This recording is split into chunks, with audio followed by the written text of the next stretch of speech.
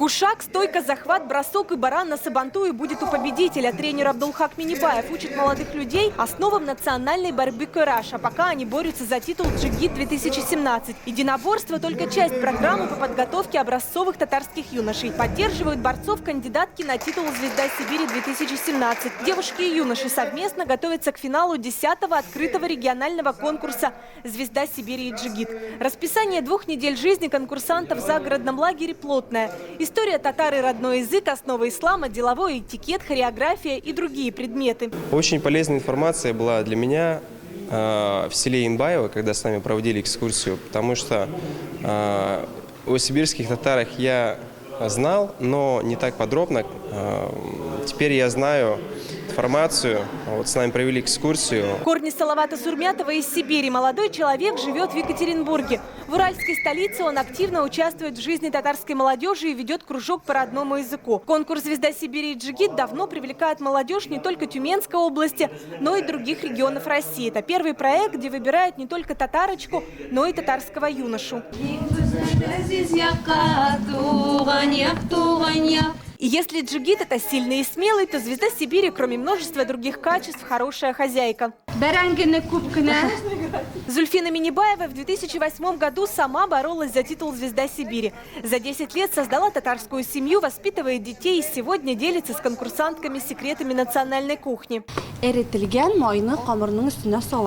Парамаш, Ушпашмак, Кыстыбы, Чулпан Юсупова училась готовить под чутким руководством мамы. Татарская девушка, во-первых, хорошая жена, любящая мама, поэтому для того, чтобы был дома уют, необходимо готовить все своими руками, чтобы было все вкусно. Весь проект идет вопреки стандартным представлениям о красоте. Здесь во главе угла традиционные татарские ценности. Финалистки проекта пекут кыстыбы и делятся впечатлениями о том, как из них делают настоящих татарских девушек.